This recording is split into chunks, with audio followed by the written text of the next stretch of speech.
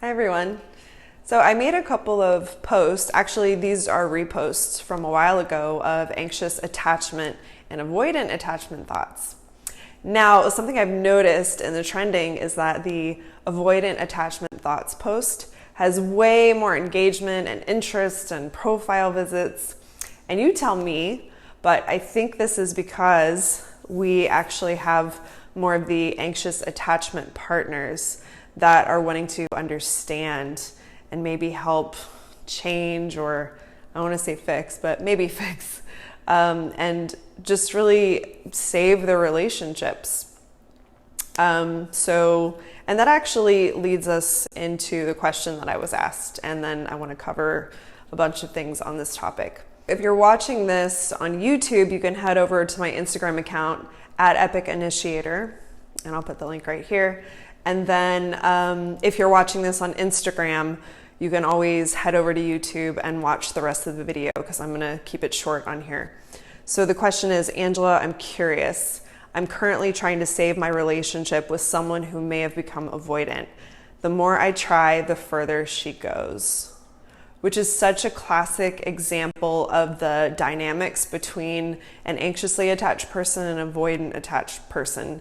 And these personality types, attachment styles, go together like peas and carrots. They are magnetic. And it's also just as likely that both or either partners have disorganized attachment as well. Just based on my work with people, I have my own theory that most people are actually disorganized. And just to catch you up really quickly, disorganized attachment is simply both attachment styles. And the reason why this is there are two main attachment traumas or main attachment fears. One is abandonment and the other is enmeshment, or actually losing your own sense of self. And the way that I would distill these even further, just to make it really simple, is attachment trauma is relational trauma. We have either been injured in proximity to people or due to the absence of people. Something to understand about the relationship dynamics here is that an anxiously attached person is going to try to grab onto another person for security when they feel anxious or when they feel another person pulling away. So they try to soothe themselves by regulating with another person, which is actually really normal. But what can happen is there's no self-regulation or no self-soothing that happens. And then when it comes to the avoidant personality, they're actually really good at self-numbing their emotions, self-soothing in some ways, or finding other addictions or other object attachments or process addictions or processes to distract them or to latch onto when they're feeling emotionally overwhelmed or if they need some sense of security. This isn't to say that self-regulation, so regulating your own emotions or regulating your emotions with others, it's not to say that one of these are better than the other. We actually need both. But what happens with insecure attachment styles, anxious, avoidant, disorganized, is that we have extremes here where the anxiously attached person does not have the skill set of self-soothing. And so they can reach out and kind of freak out, and it's like those really heightened emotions. And the more avoidant personality doesn't know how to really talk to other people and reach out and ask for help. And so it's we actually need to cultivate both of these things if we want a healthy relationship. Now I want to try to explain and give sort of an answer to the person that reached out. So it is unlikely that a person became avoidant in the middle of a relationship. It's likely as the intimacy grew between you two and as the stakes started getting higher, meaning more chances for vulnerability, more relationship ruptures, meaning like disagreements and things where it just feels more emotionally intense. Whenever people are together for longer, then these patterns start emerging or coming out. And so it's very likely that your partner was already disorganized or already avoidant before you got into the relationship, but it starts to become more apparent as your bids for connection become more and more and the two of you become closer. I'm going to give you some counterintuitive advice. And the reason why it's counterintuitive is because your attachment trauma, your deepest fear in relationship is abandonment. And so what happens is when we start to look at saving our relationship as though we're losing it, it actually causes us to become more anxious and to try to latch on. And then it's an entire way that we're relating to our relationship as if it's something that's slipping away. And so often these attachment traumas and trauma, they're actually self-fulfilling prophecies. So the more that we try to reach out and hold on to something, the more we try to grab it, it ends up slipping through our fingers. And so I want you to remember that nothing is more important than your happiness. No relationship is more important than your happiness. There is a part of you that believes that by trying to fix and change and focus and really work on the relationship that you're going to save it. But your best bet is really to try to save yourself. Don't try to save the relationship. Save yourself, and then the right relationship will follow. And that is completely counterintuitive, because the anxiously attached part of you is going to say, I will die without this person. I will die without this relationship if I don't try to fix the relationship or work on the relationship. Then I'm selfish, or I'm just going to lose it, or there's like a million fears that come up. And one of the most important things here is to actually face those fears head on and say, is it absolutely true that by doing everything that I've done in the past, that I'm going to get something different this time? I mentioned you might not like this advice because it's going to feel really uncomfortable, because our instincts can say we need to turn towards and focus on the problem. But the most important thing that you can do is to become incredibly self-centered. And I mean centered within yourself. It is massively important as the anxiously attached partner that you learn how to self-soothe, that you learn what makes you happy, that you learn what you need, and that you learn to do your best to take care of those needs for yourself, and find friends and find support to where you're able to actually confront some of these fears and this mental mixtape that you have going on that is causing you to freak out and try to attach to the relationship. The reason why this can be so difficult to do on your own is because you are actively in a relationship.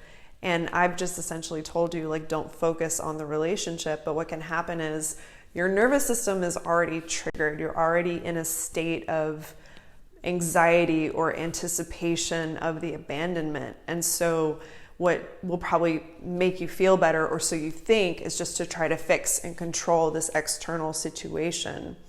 And it can be incredibly difficult to turn your focus inward and to start to navigate your own emotional stuff, to understand what's going on there, so that you're able to enter into the relationship or to relate to your partner when you're feeling very grounded and good and happy. But for now, your default setting is to go to them when you're emotionally high.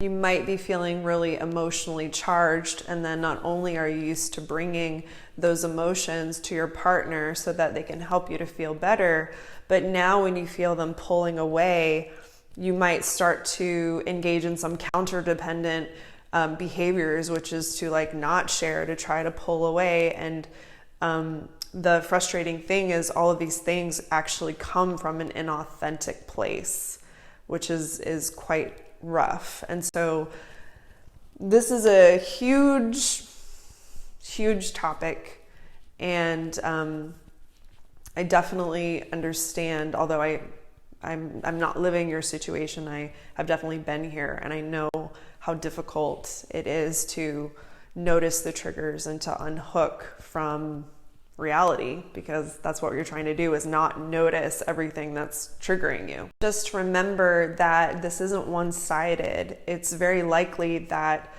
your partner's avoidance of the emotional stuff is triggering your abandonment. And so these two attachment styles like trigger each other. You go closer and they want to run away, or that's kind of it. And I like to illustrate this with, like, the avoidant partner is more like if they're a bunny and they're like running away, you're like always, chasing them. And then if they stop, it's like nice for a minute.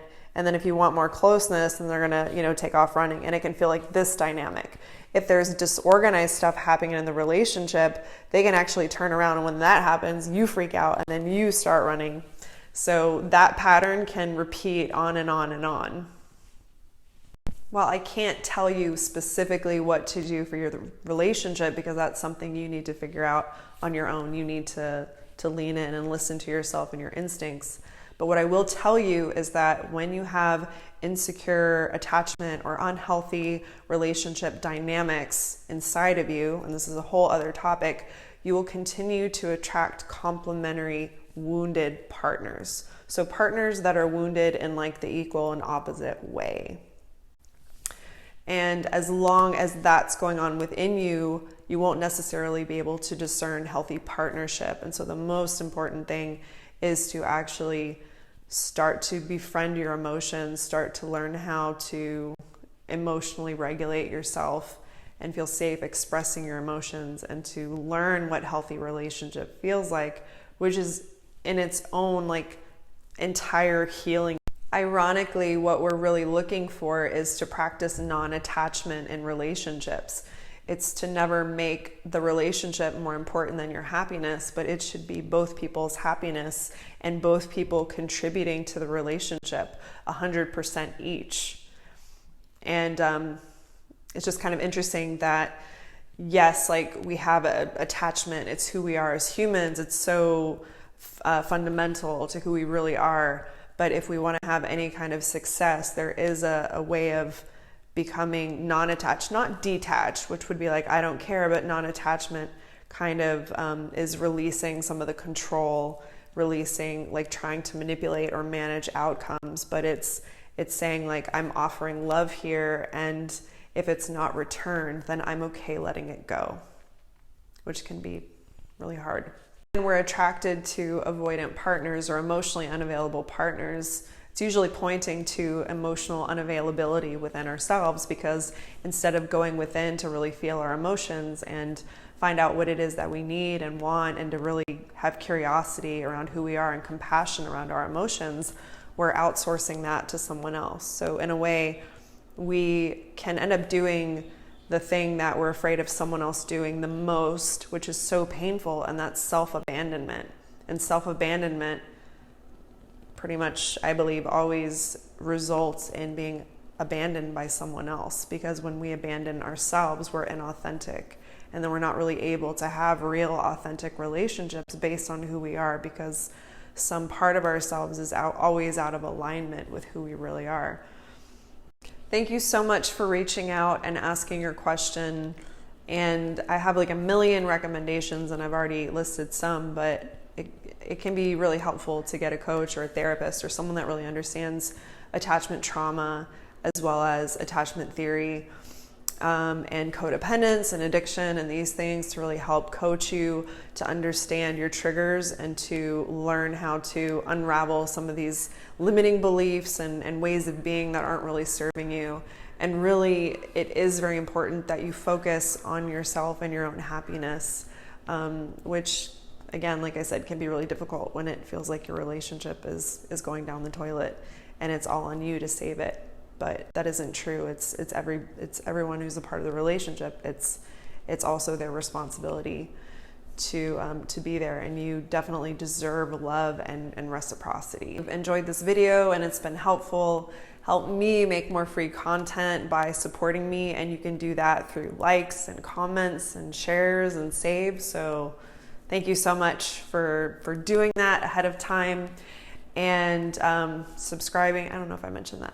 But yeah, and I do also offer coaching, so you can always head to my website, www.epicinitiator.com, to book a consult. And I would definitely love to hear more about what's going on with your particular situations, and to see if we're a good fit.